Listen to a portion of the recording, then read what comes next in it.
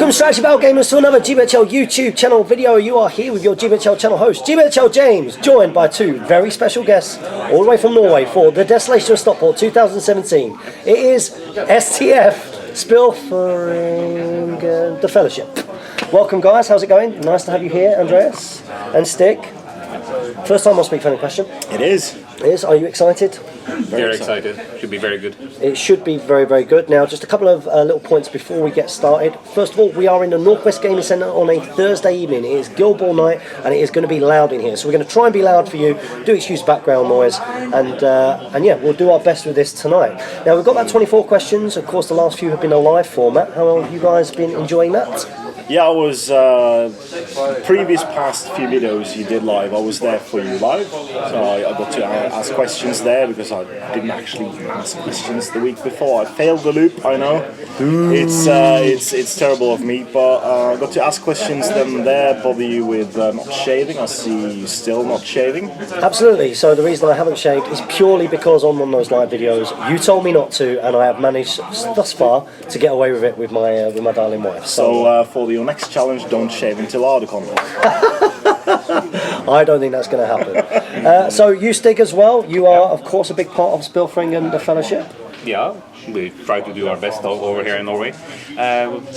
What can you say? It's great to be here, certainly. And it's a great channel, so if any of you guys aren't on the channel, do go and check it out, because you guys do some fantastic campaign stuff, and also Andreas here has got a habit of trying to be the first person to do anything.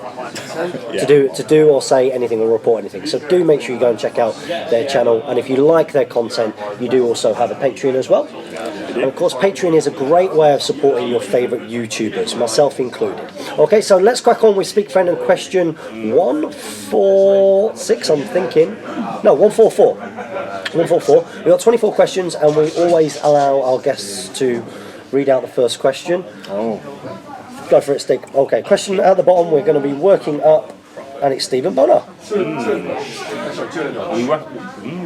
Rewatching back what I missed, did you make the bench yourself? So Stephen obviously teasing me because at the start of the live stream, my screen was blank, and it said it was recording. I was thinking, well, what is it actually recording? So there's this wonderful moment where I was kind of going in front of the camera and going back, and then I actually saw myself on my laptop out to the side doing this. I thought, well, it must be recording fine. So I didn't make the bench. But it was I think it was a good bit of fun for anybody who was watching, thinking, what the hell's going on for the first minute? Because that wasn't a full question, Stephen, of course, we're going to see you at Desolation of Stockport. He's here for the weekend, down from Scotland. We've also got Peter Holden. So we do. Let's see. Well, that's a long one. It's a long one. Okay, but let's have a go at this one. Hi, thanks for the great content again. Sorry that I failed to contribute to the loop last week. Do you want to insert a big boo here? Boo! So make sure, guys, if you do ask a question, make sure you ask one the following week, because that's the only way that Speak Friend and Question survives. Oh, well, he's apologizing nicely anyway. Something that's always bothered me when seeing them used in battle reports that I wasn't aware of before is that wild wargs don't count as cavalry. I just don't understand the logic of not giving them the charge bonus and a knockdown. It makes no sense that having an orc on its back makes the warg's charge more devastating. What do you think? Would it make them broken to give them a charge bonus? Okay, so let's come on to that. Should wargs have a charge bonus? What do you think? For 9 points, no, they should not. They are normal foot models on large size base. Yep. They have an incredible range of movement. They can, of course, charge models that they don't see. Yep. Not the ring bearer though, but other models they can charge without penalty. Yep. Giving them the amount of extra bonuses for a cavalry model would not be feasible unless you costed it at least 14 points. And of course the momentum you get for having a cav model is not the warg itself, it is the rider smacking, using the momentum of the warg, smacking the opponent to the ground and just basically doing all the damage himself. So both from a story perspective and a rules perspective, I don't think that Felrogs should have the cavalry bonus. So we've got a no from Andreas. How about yourself? For myself, I think for the 9 points you get on a fellow warg, you get a lot of value just there. Yeah. So if you're going to have a charge bonus as well, I'm not saying that they should be double the points, but it should be pretty close to it. Yeah. So I would say a pretty big no as well. You already got so much in one package, so I think they're quite cheap for what they do as they are. They're reasonably cheap, but I understand the point. You know, they aren't considered to be sort of quite high in terms of on the competitive curve, and I can also understand. You know, people looking at it and thinking, well, hang on a minute, you know, when a Warg charges in, why is it not doing as much as when there is a rider on it? But Andreas, I think, is completely right. It isn't a cavalry model. And of course, when you've got a cavalry model smashing something, it's the momentum of not just the mount itself, but the rider on top hitting. So when a rider of Rohan charges in, the extra attack dice is to take into account that you've got that extra bit of momentum. So I think for the 8 or 9 points for a Warg, should they get the cavalry bonus? No, but I can imagine there being some kind of nice, maybe special rule. I think a special rule of some kind for them would, you know, and maybe it was something to do with either an extra attack on the charge or some kind of knockdown bonus when they charge, but maybe not the full package. Might be something worth looking at. Yeah. Maybe. So thanks for that, Peter Holden. Andreas, Peter Holden carries on with the second check question. He says, also sorry for the cheeky second question. Well, we only have 24 questions and this is keeping the loop alive. It is. So you have to ask 2 questions next week, or do we discontinue the double loop? The double loop has gone. Otherwise we would end up having a 10-hour show. So alright, so your second question. Having heard what you said about disliking 1,000-point games because of the slowness of moving lots of models, how do you feel about a 1,000-point tournament where, say, 500 points or more or less had to be spent on heroes or monsters or some other mechanic that allows you to get in the big heroes we all really want to see? Okay, so specifically identifying tournament formats where you have to bring X number of points of heroes first and format. Is that something that you guys have seen over in Norway at all? Not in our scene, but wasn't there a tournament like this last year? Yeah, there have been a few tournaments like this in the Great British Hobbit League. It actually started with Sam Page of Mid Sussex Wargamers, who's over there playing our very own Jamie Giblin at Guild Ball right now. And I believe it was suggested to him maybe by Damien O'Byrne, but he did a 700-point tournament where the top 1 or 2 models had to equal 200 points or more, which again, you know, you've got to start thinking, hang on, what do I need to bring in to get that? And then we did see that copied a couple of times, so I copied it for, I think it was for Desolation or for League Final a couple of years ago. And I believe that Stephen Crow used that at the Scouring of Cheshire last year as well. So that is quite popular. Now, whether doing that at 1,000 points or more, I mean, whether you would just kind of double it up a little bit, maybe. But my thing with 1,000 points, yeah, it's just a lot to think about, a lot of models to move, ends up being quite slow. What about yourself? I think it might turn out to be a very slow game, as you say. Depends on the points, I suppose, and the heroes. But if you get enough heroes, then maybe it can work, but it then needs to be probably 500-600 points, maybe in heroes alone. Yeah. Then you probably have to do something about the war bands. 500 points of troops can be a lot of troops, and then if you've got 500 points of heroes, you know, let's just say that they're 100-point heroes as an average. You know, well, that's a lot of wounds, might, you know, heroics, all the other side of it as well. I just think at 1,000 points for myself, there's a lot to think about. I think I might have a fix for this, because if you so in 700 points doing all the like 2 heroes would be more than this amount of points. You could do a 1,000-point all hero tournament. It could be probably lots of fun. You have many armies which could be all heroes. You can have horde hero armies at 1,000 points. You can have loads of like goblin heroes, loads of normal Gondorian troop heroes, and you can also have elite Force of Mine heroes. So it would be the same kind of tournament. I think maybe, just out of interest, I think if anybody can confirm or deny this point, but I'm pretty sure at Nova that one of the game formats was you had to bring 1,000 points of heroes. So it'd be quite interesting to hear if any of you got. I mean, we didn't actually play in that format. It'd be quite interesting to hear from anybody out there who did how you actually found that format. Do let us know. So our next question is from David Murphy. He is, of course, our friend from Ireland who will be here at the Desolation of Stockport tomorrow. And it's a list question. He's put, which of these 800-point lists do you think is best? So first list is King's Champion and 10 Khazad Guards with Gloin and 12 Iron Horse Dwarves. And then Young Thorin Open Shield with 11 Warriors of Erebor with Spear and Shield. And then Legolas with Armour, Horse and Orcris. So that's list number 1. I believe you've got 4 lists for us to compare here, Mr. Murphy, which is going to be fun. We're going to then compare that to, so what we'll do is we'll compare them one at a time, we'll see which one's best. The one that we're going to compare that to is exactly the same, King's Champion, 10 Khazad Guards, Gloin and 12 Iron Hills Dwarves, so that's the same. Then Young Thorin with Open Shield, which is the same, 10 Erebor Warriors, 4 with Shield, 6 with Spear and Shield, and Galadriel, Lady of Light. So do we take extra Warriors of Erebor with Spear and Shield, or less, with only some of them having spears, and Galadriel, Lady of Light? Do you think in an 800-point tournament you will see a lot of fell beasts around? I think so. So I do think Lady of Light has it. Yeah. It has a good counter against that specific evil spirit army, right? But only against that. It will also protect you against shooty armies. Yeah, although you're playing dwarves, so yeah, dwarves kind of counteracts that a little bit. I mean, at the moment, I would say possibly the second list, possibly basically because of what you might come up against if you do start doing well.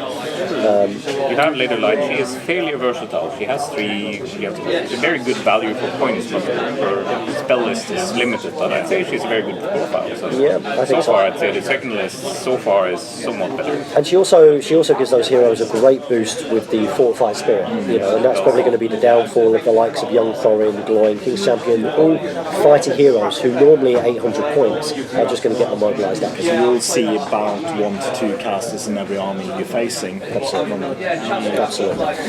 So we think the second list so far. Let's compare that to the next one, which is Balin instead of the King's Champion with Durin's Axe with 10 Khazad Guards, Dane on Pig and 12 Iron Hills Dwarves. So we're swapping Balin for the King's Champion, and we're swapping Young Thorin for Dane. Then we've got a Young Dwalin and 10 Erebor Warriors with Spear and Shield, and then Legolas, Armour, Horse and Orcris. So what do we think of that one? Balin instead of the King's Champion, Dane instead of Gloin, and Young Dwalin instead of Young Thorin. This is the old Balin profile, isn't it? This is the old Balin profile. Is that as good as the Lady of Light army just above? Dane on Pig, very, very good. Troops, visibly similar. Young Dwalin's pretty killy. But the heroes on the whole... They are lacking this magical defense, which you heard today in what we see in the meta going around here. They're lacking. I think so far, and even if we compare that then to your final, the fourth list, I think we're still probably going to go with the Galadriel, Lady of Light, just because of the meta, the meta issues there. Because in your fourth list, you're switching Young Balin into Young Dwalin. And King's Champion comes back in. So we think list number 2, David Murphy. Okay, so what I'm going to do, I'm going to carry on reading the questions, but I'm going to give you guys the opportunity to answer first and foremost. Peter Holden is back in again. He's put just another quick thing.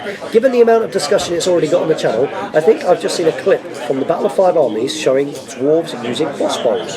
Have you guys seen dwarves using crossbows in the Battle of the Five Armies? I've seen their work at the final showdown of the Azog's Legion with Dane and the dwarves pressed against Gates of Erebor. And then suddenly like 5 trolls and hundreds of orcs just fall on the floor. And you can see tiny streaks, but you don't actually see the dwarves firing. I haven't like zoomed in and so that, but you have seen promotional material from West Workshop, and you have seen. So we know that they exist because of that, but whether they actually made the cut of the movie. Now, Peter Holden said, you don't actually see the crossbow, but as Thorin charges out of Erebor and the two battle lines come together, you see the troll go down before the battle lines meet and hear the sound of arrows' bolts. Moreover, there isn't a single pointed ear in shot. So it's whether, do they come from dwarven crossbows, or do they come from elves? Dwarven crossbows. There we go. All the way, and they look. If you Google dwarf crossbows from the Battle of the Five Armies, they look fierce. They're not crossbows. They're like They're huge. they're shooting like railway spikes out of like cannon.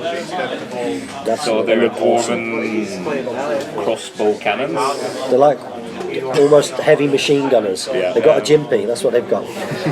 Next question is from Dat Pro Adam. He's put, do you know the best way for me to get hold of feral Uruks? I've tried eBay and all over the internet, and I can't find any of the models. I don't mind converting some, but I'd love to own the official models. Any ideas on sourcing these? Any advice on that, Stig? I would say this should be the Vikings area. He's a trader amongst this group, I believe. What I usually do is I go to first of all the trade group.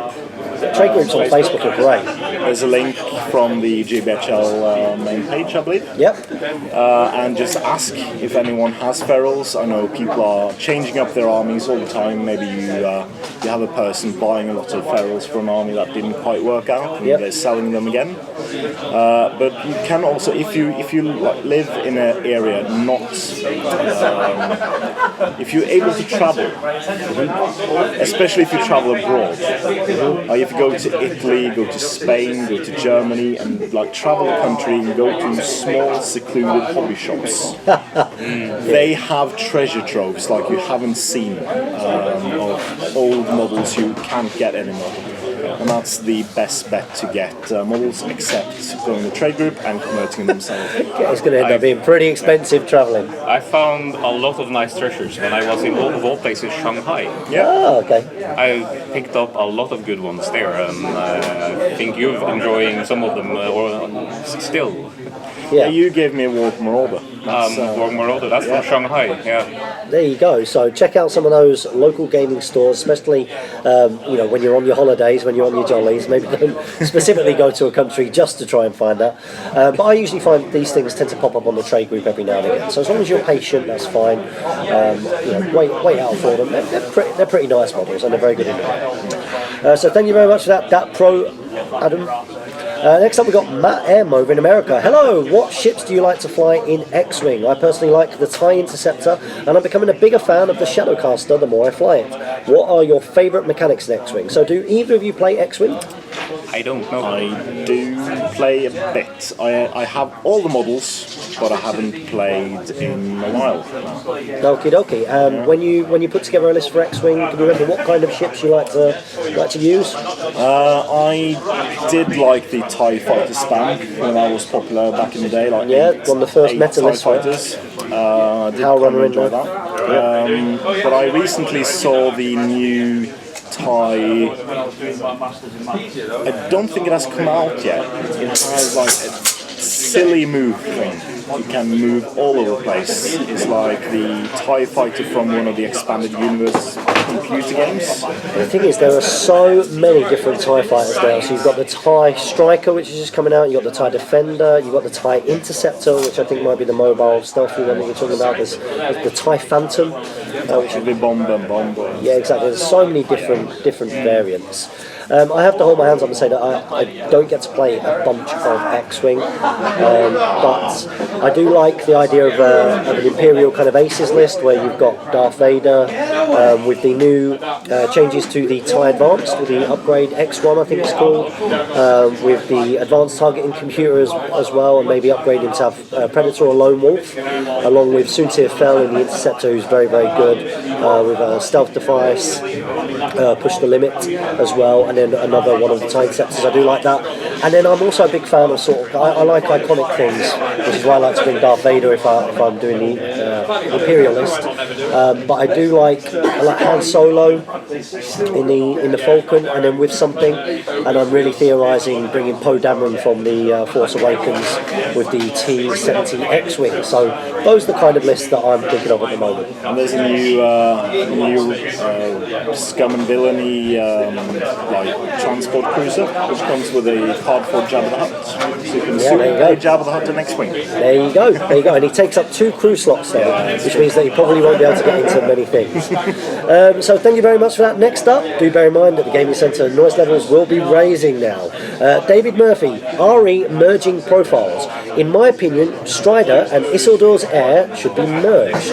3 People's Elrond Master of Rivendell, and Elrond who can lead Rivendell Knights should also be merged into one. So what do you think about that? Strider and Isildur's Heir should be merged, so that would mean Isildur's Heir, basically you can still get a Defence 6 Strider having the armour, but you also get the banner reroll and the reroll that affects everything else, and then also the woodland creature. What do you think about that? I do think that a lot of the Lord of the Rings profiles would need merging. There's loads of the same model with number of profiles. I think there can be some work done there. Yep, absolutely. I do, however, think that some profiles need to stay unique. Like a certain model in a certain time period. Certain time, yeah. Would need to stay the same. So a good example of that would be like a Marshal of the Riddermark and a Knight of the Pelennor remain separate, right? Because one represents one represents Aemma maturing and going battle crazy on the Pelennor, and one represents him slightly younger, slightly less responsibility. And also for the same thing, I think some other models needs to have an additional profile like Theodore.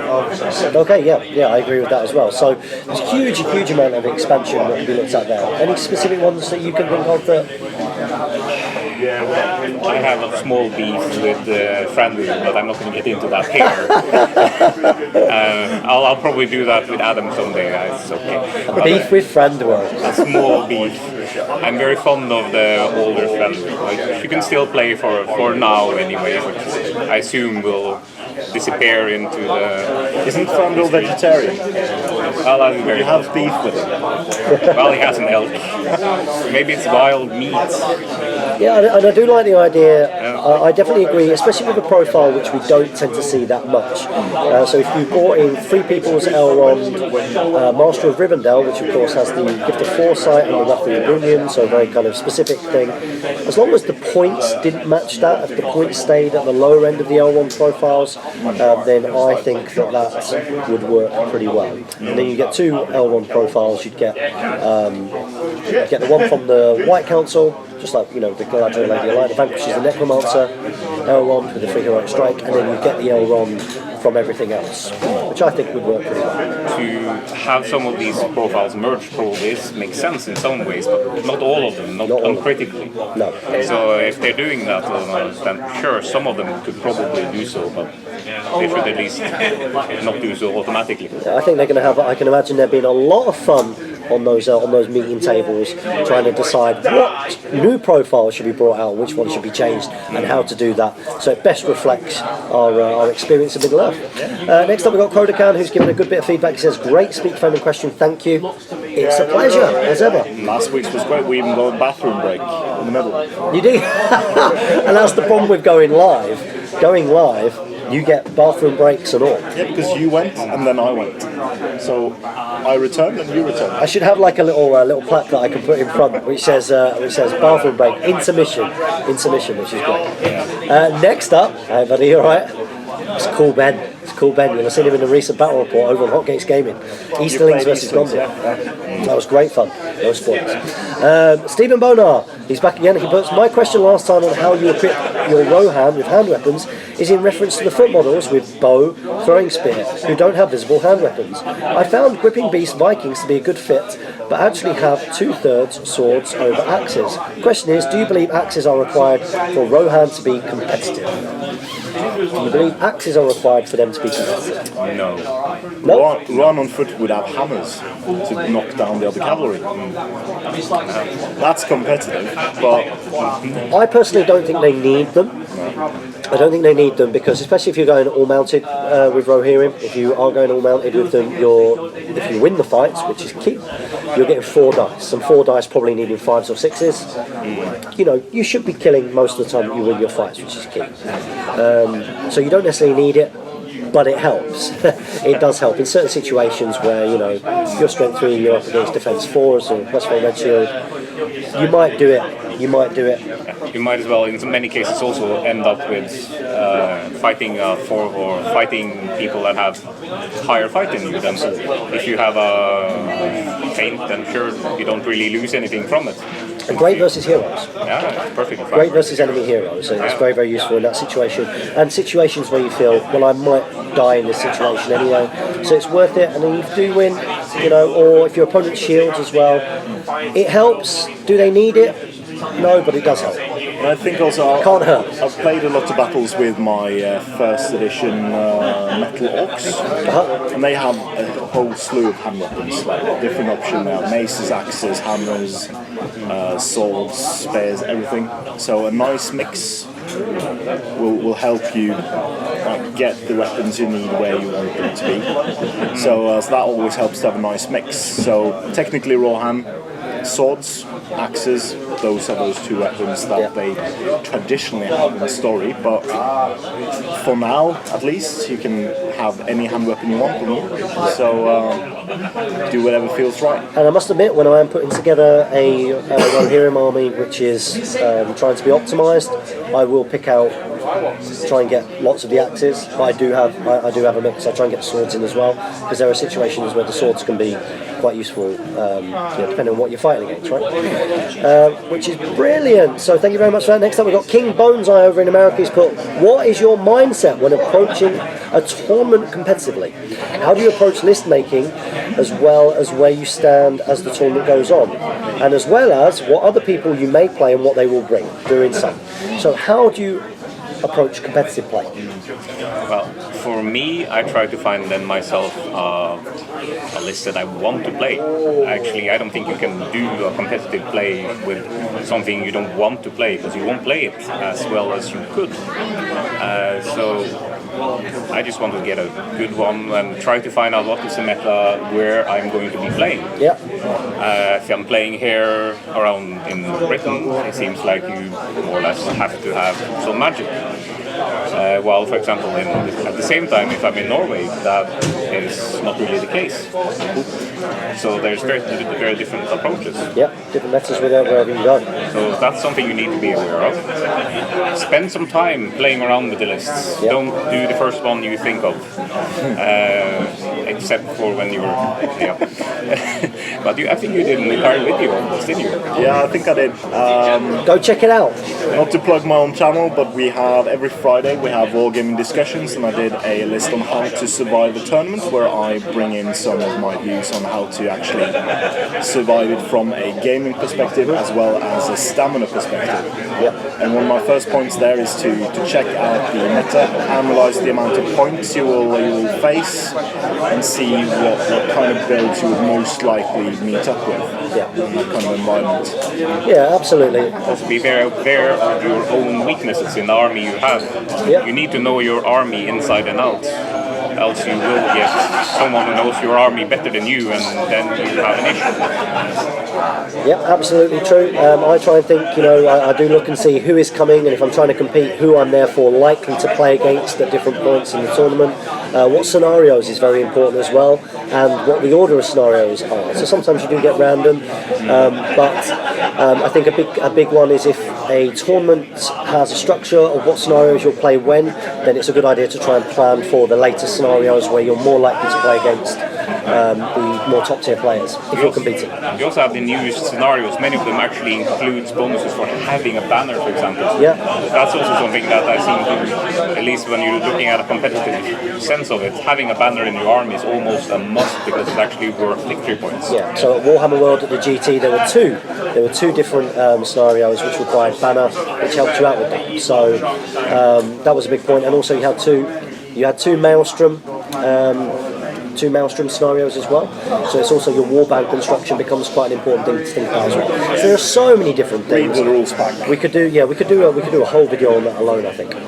Next up, we got Cam73X. Hi, whoever it is this week. Well, it's us. It's us. I'm a UK backpacker currently travelling around Australia for a year and missing my miniatures. However, I have managed to find a tournament to go to and might be able to borrow a local guy's models. My question is, do you feel comfortable playing with other people's models, lending yours out? Are you quite comfortable lending models out? We do the grand campaign, and I use my own models, I use other people's models, and I let other people use my models. So that's people I know. So it might be a bit uncomfortable if I'm just handing out an army to a person I don't know. Yeah. He might pick up the models with his nails first, he might drop them on the floor, he might just scrunch them up when he removes them from the table. Yeah.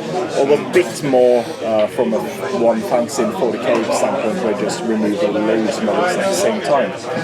So I would feel a bit uncomfortable against somebody I don't know, but if I had a chat with that person first and just talk to him and see what he's like as a person, I probably would be fine with it.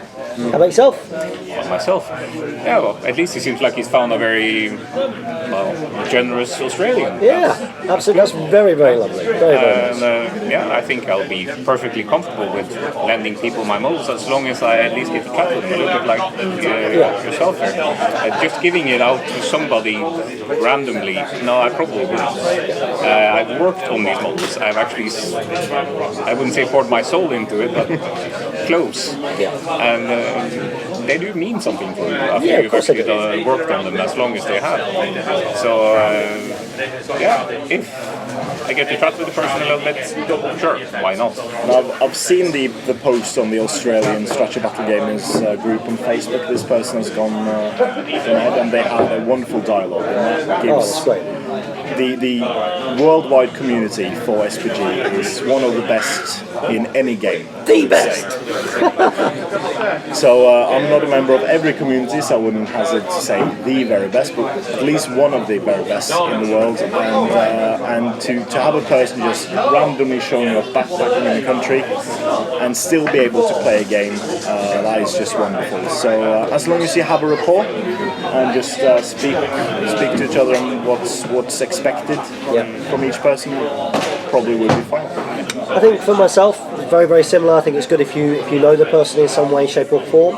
But I also think something which comes into it, which hasn't been mentioned, is which army you're allowing someone to play with. So I have let people use my precious sort of Rohan before, but that tends to be when I know them. If it's a nicely painted something or something that the guys at Shadow and Flame have done for me and it's a really high level, then of course guys that I know, I trust them, and if they're a toy they need to be played with, that's absolutely fine. I think that if I was lending something that's a complete newbie, which I'm more than happy to do, I would be more likely to pull out, the Grey Company that I painted ages and ages ago, plastic models rather than metal models. Little things like that come into consideration. That you don't mind if something happens as much as it might crush you if your Elrond painted by Shadow and Flame, with a marble base gets crushed. Obviously that's quite soul destroying. But also with your Nova experience, did you find the Americans played different rules to the UK? Hobby Burnout, 0 models painted in 2017, cheers as always, guys. So at Nova, did I find that Americans played different rules? Some things differently, there were some things which were different in translation, and because some of them had come from localised metas where, as a result, they read things a particular way. There were things different, but it wasn't a huge issue because it didn't take too much kind of explaining that this is how it kind of works. Did any of you guys play any Americans while you were, or just other countries generally when you were at Ardacon? I did, yes. And did you find there were any rules? They had some different views that I disagreed with, but I didn't specifically make it any kind of big issue. Yeah.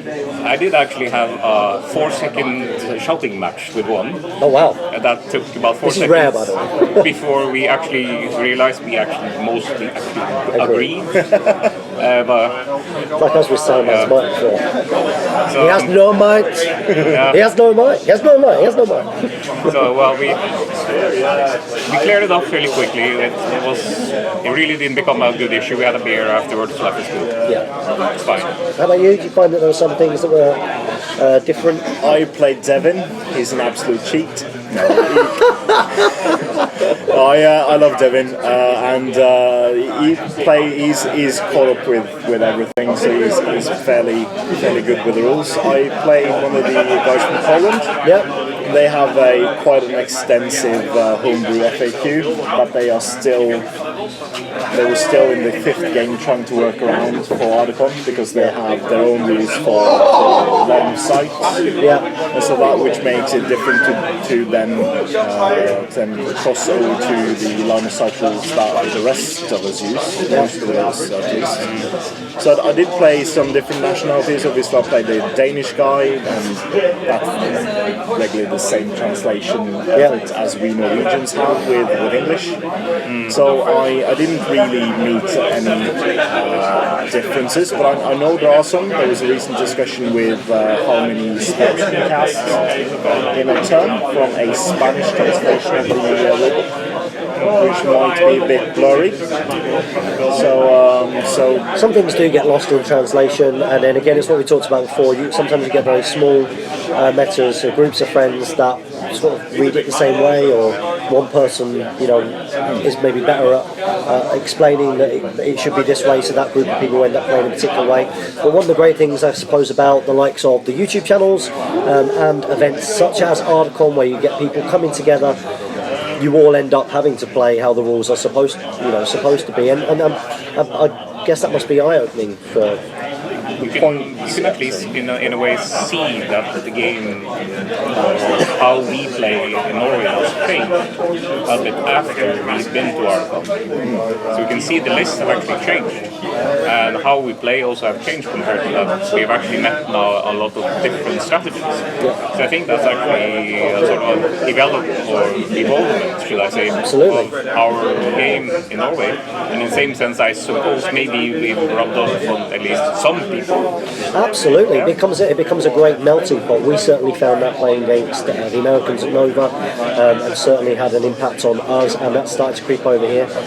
Started to see more kind of chaff armies, and at the same time in America, I know that we had a big impact in America. We saw more hero-based and magic-based lists when we went there last time. So it's amazing how it all becomes one great, wonderful melting pot. Next question is Bleppo. He's put, hi, I've been wondering, how do the very good painters achieve such a clean and sharp look on their models?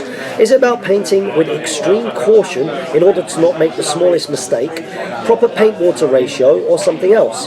This is the thing that I find lacking from my own painting skills. Cheers and thanks for the response. So how do the best painters keep a real clean finish? I would now plug another YouTube channel, which is the Warhammer TV. Okay, yeah. From Games Workshop. Duncan. Yes, very good. Does great work, and he has a slogan which is 2 thin coats. Yeah. So what you will mostly see, if you do a flat colour on something, you don't go with a thick paint to cover it all at once. You go for a couple of thin coats to get the clean cover on everything, and then you get a smooth finish.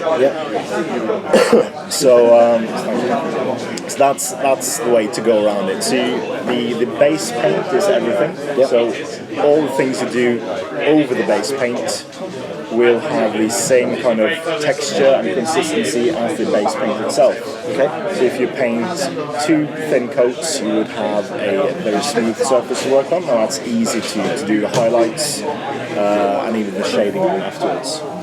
Any hints and tips yourself? I don't think I'm the right guy to talk about painting. But for me, I think just patience and giving it a go. And not being afraid to go back, right? Sometimes you can make a mistake and go back over it. And if you're not happy about something you made, you can strip it and do it again. It's possible to do so. Of course you can. So it's more a matter of having patience, having a good eye for detail, and experimenting. There's a lot lot of good YouTube channels out there for actually just gives you a lot of the techniques. Absolutely. So you might as well use some of them. I use a fair bit of them to try to get at least from very basic to not so basic. My models are okay. They're not master class by all means. I'm not even close to like Sebastian, as you know who is. Sebastian Grijak Yeah. won all of the prizes at Arctic. Fantastic painter. And everything else is put his models in. I think he wants everything. Yeah, absolutely. So yeah, there's definitely lots and lots of resources out there. Just to build on Andreas's point of the sort of the thin coats, flat colours, other things that can help you with a great finish. Making sure that you don't overload the brush. Try and keep the paint on the brush just at the tip as well, because of course if you've got paint all the way along, you're more likely to miss, as it were, and come off the lines that you're looking for.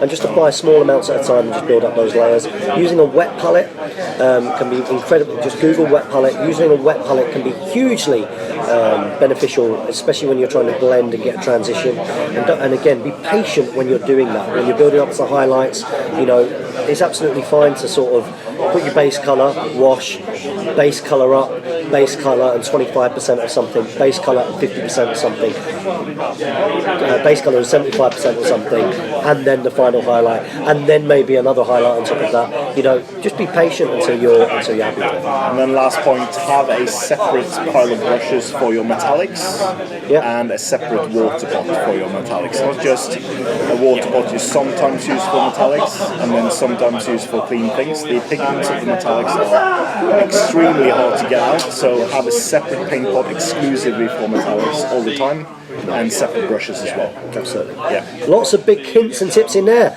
Okay, so King Bones Eye's got an explosion of comments here, so we'll go through them all. He's put nice porch, James. Well, that wasn't my porch. It was actually my.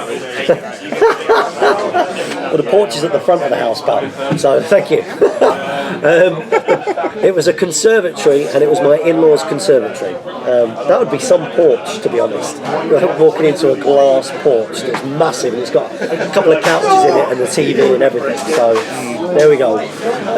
You put, how do you make a live comment? I couldn't figure out when I tried and you were live doing some.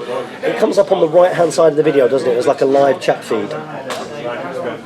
Yeah, if you have it in full screen, you can't see the comments, but if you have it in window, it comes on the right-hand side. Yeah, so it should be on the right-hand side, and you comment in there rather than commenting on the video itself. You then also put, if you want to diss my elven compelled alliances, may I remind you that you brought Legolas and Saruman with you to Nova. Why would Saruman ride to war with elves? At least I have an excuse doing something. Well, this is Saruman the White, so why not? He's White Council, right? It was good at some point. He was good at some point. Why wouldn't he ride with the elves at that point? And then I'll jump up to your next one. I like the longer video format, gives me more to listen to when I paint. Also, great news, there will be a Forge World and GW presence at Nova this year doing some. Yep, the guys are going over there, so that'll be great. It's interesting, longer video formats versus shorter ones. It's so subjective. Some people like these videos to go on and on and on and on, and some people like them to be really short. So being able to give a mixture is of course benefit. Are you longer video format or short video format man? That depends on what I'm watching. There we go. For the Right most part, answer. Like a politician. I'm very diplomatic at times. If I'm painting, then I want it long. If I'm doing something else, then I want it short. Does that make any sense? It does. It does. Yeah, I agree. You're the same. Depends on my situation at the time. Next up we've got Russell Hodge. I have a question. Does Azog get to mix his wounds on a 3+ rule with Burley so he runs on a 2+? And if not, and he hits defense 3 opponent, would it be 3+ or a 2+? Thanks. No, he doesn't get the Burley for his wounding heroes on a 3+ rule. He doesn't get this. It's a one or the other kind of thing. I think that's in the FAQ, so you can probably look it up there. Yeah, if you go and check out the FAQ, then it's all on there. Next up we've got Son of Gloin. He's put, gutted that I haven't been able to make a live stream yet. Well, I'm sure I'll have to do plenty of them in the future. But loving the interaction you've been having. My question is, if you could choose a diorama piece like the new Thranduil that's coming, what hero would you do and where in Middle-earth would it be set? Keep up the good work. So a diorama piece that the model comes on. just like the new Thranduil. If you want to put the new Thranduil in there, why would you put anything else? No, new Thranduil, wow. That's so amazing. Single model or multiple models? Let's go for single model. So a single model, we want to put it on a scenic themed base, like a diorama. Maybe you want to go for Arwen. Arwen? Yeah. And what would you put Arwen on the... Then, for example, having her near the Bruin with a really good kind of river type base. Oh, Arwen on a kind of river base, that would be grand. That would be grand. Just ignore him. It's the world champion. He is walking the through. Strategy Battle Gaming world champion, the one, the only. It's Edward Ball. Getting ready for DOS 2017 tomorrow. I would go with Tomorrow? I thought it was next week. What day is it? Saturday? It's Thursday today, isn't it? Not tomorrow. In 2 days. Oh, it's Sunday today. Sorry, it was yesterday. We're in that weird time warp thing. I would go weird with my answer. I would do a resculpt of the bosun or captain for the Corsairs, and I will do him on a ship's prow. A ship's prow. Very, very interesting. Very interesting. I like it. Yeah, I like it. I like it. I think a diorama piece, it'd have to be a piece that I probably, that's iconic, that I wouldn't necessarily want to use in a game as a priority. So Jackson being the bosun. it could be quite cool. I'd probably go for like a Gollum or a Bilbo or something more along those lines, or a Frodo kind of piece. Obviously there are lots of different situations you can go through with any of those, but that would probably be my way of thinking. Frodo sticking in the spiderweb. I'm sure it's there. Yeah, there you go. There you go. I mean, there's some cool pieces out there already, really, if you think about it. Thank you very much, that Son of Gloin. Next up, we've got David, just David. He's put, mate, I love Risk. I can never find opponents, though. If you have time, do you want a game on Friday evening before Desolation of Stockport, James? Let's see. I doubt I'm going to get time on Friday, on tomorrow evening. I'm guessing there'll be lots going on, lots of hosting to do. But Risk, have you played Risk? Yeah, I play Risk. Do you like Risk? I do, yeah. Play Risk? Yeah, I like the Lord of the Rings Risk with the scenario play. Cool. Don't like normal Risk. It destroys friendships, just like Monopoly. Just like Monopoly. I can do, so be careful who you play with. There you go. The scenario play Lord of the Rings Risk, definitely go check that out. That's a great game. You tend to see them, they tend to come up pretty cheap and stuff on eBay, or again at sort of wargaming, board game show kind of places. I mean, I got my Lord of the Rings Two Towers Risk, so it's not as extensive, but I got that for I think £10, easy peasy. One of the live feed guys is here, it's Bradato Capelli. He's put, hey again, I'm enjoying the live format, but it does make it a longer process to watch the whole thing. Absolutely, and a longer process to do it as well. I'm most pleased, to be fair, that it allows you to continue to get these out regularly despite the busyness of your life, so keep it up.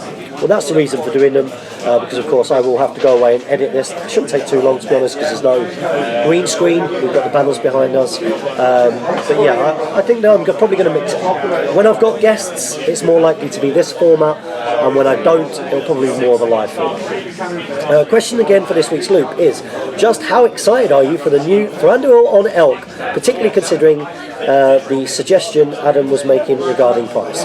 So we believe that this is going to be a £40 Thranduil on Elk on scenic base. What do we think? I think I made myself very clear earlier, but I'm looking forward to it. Yeah, it's very exciting.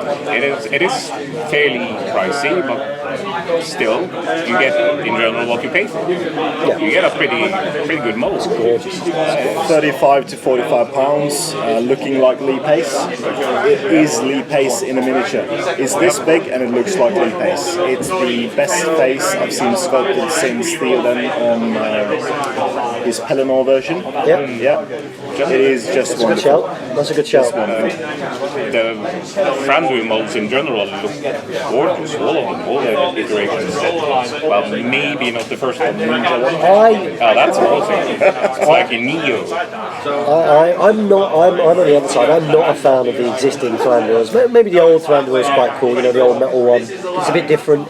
but I love Thrandur on Elk. I love it. It is possibly going to be my favourite model, hands down. Possibly. It's up there. The pose, that he's on an elk, scenic base, and the likeness. The orchids. It is incredible, and I think it's going to be about £40. So I personally think that that's great value for money for myself, and I'm going to get £40 worth of time painting that model and playing with that model, and it being awesome. So I love it. You've continued. What a time to be new to this wonderful hobby. He's new, a new strategy battle game. Welcome. What a bad time for my bank account. Thanks again, as always, for the awesome content. Hoping that these hints about brawling at Barleyman's you keep dropping turn into a few more episodes as well. I will get back round to it. My life is incredibly hectic at the moment. How about a fiefdoms internecine contest? Forlang versus Angbor, just to mix it up and bring some of the older models profiles into view. Just a thought. Hey, we'll take all. Eventually, with Brawl at Barleyman's, we'll try and do all matchups. That's the goal. In the end. And I'm sure it'll be back at some point soon. We've got two more questions. We've got Thomas Brown talking about different types of events. I once went to a Bolt Action campaign day, which was won or lost as a team, with themed armies based on Axis versus Allies in a certain time period. An event like that would work really well for the Hobbit Lord of the Rings. Yeah, we were talking about this on the live stream last time. My question is, how often do you think you will get to play now you are a dad? My daughter is 5, and if I try and set up a game when she is in the house, she pulls everything to bits. That's quite specific to me. How often do I think I'm going to play? No, I think that with my commitments to the various channels, I think that if I manage to get a game in once a month and a tournament 3 or 4 times a year, I think I'm doing quite well. Yeah. I think I'm doing quite well. So that's what I'm going to aim for. That's what I'm going to aim for. At least at the start while she's young. As she gets older. As she gets older, it should be no worries at all. You can have a game. I think it might get tougher. You think? Yeah, I think it'll get tougher because she doesn't do a huge amount. She's not running around, she's not crawling. She doesn't need to be particularly entertained beyond, quite simple things. So in the future when she's running around, more days out and things, I imagine. Well, I'm speaking on 12, 13 years in the future, but yeah. No, but absolutely loving it. So here we go. Next up, it's the final question. It's Addy N. It's about, hi guys, hopefully I'm not too late with a question. You are not. This time I'm wondering about the Dwimmer Lake Sap Fortitude rule. How does the rule function if a nearby hero fails, e.g. a fate roll, in which order should the players roll their respective dice? Let's say, you can go there if you want, buddy. No, never mind. Roll their respective dice. Let's say Boromir is within 12 inches of Dwimmer Lake and gets wounded. He then wants to use 1 fate point. Who rolls first, Boromir or the Dwimmer Lake? I'm not overly familiar with the Dwimmer Lake's rule on the top of my head, so I don't really know it very well as well, but I'm guessing the Dwimmer Lake will go first to see if you can make one more. The Dwimmer Lake goes first is the correct answer. So if Boromir rolls a 3 and fails his fate reroll, can he still risk to lose 2 fate points if the Dwimmer Lake rolls a 4 or higher? So the Dwimmer Lake rolls first. He declares that he's using a fate point. The Dwimmer Lake rolls to see if he actually has to use 2 fate points, at which point he does have to use 2 fate points. When it uses 2 fate points, he rolls. If he fails and he declares he needs to use another one, if the Dwimmer Lake does it again, he's out. He can't use the fate point, so because he has to use 2. I think that's how it works. If we're incorrect, comment below. There you go. Yep, you've written out a little bit more, but we're going to end. I could have read that. Yeah. Or we could have just read that bit. Right, that is it for Speak Friend and Question for 144. Hope you enjoyed it. Of course, not the live format this week. Let's see how we go going forward. Guys, great to have you involved. Did you enjoy being here today? Yeah. We hope that the noise wasn't too bad. I do feel like my throat is slightly going as I try and project it over there. And we do hope the background noise wasn't too much of a distraction. So nothing left to do but to sign off. Do you guys know the GBHL sign off? Can you do the whole thing? I've heard it 1,000 times, but I... Do you think you can give it a go? Should we take it in turns? So I don't think I can do it. you don't think you can do it? Do you want to give it a go? Can you start us off? No pressure. So don't forget to comment, like, share, or subscribe. Oh yeah. Damn it, I messed it up already. Support your Hobbit host by checking the links in the video description below. Support your Hobbit hobby. No? No. Make sure you check out our Facebook page and our Twitter as well. Support your Hobbit hobby. Everyone knows this bit. They do. And happy strategy battle gaming. Oh, yeah.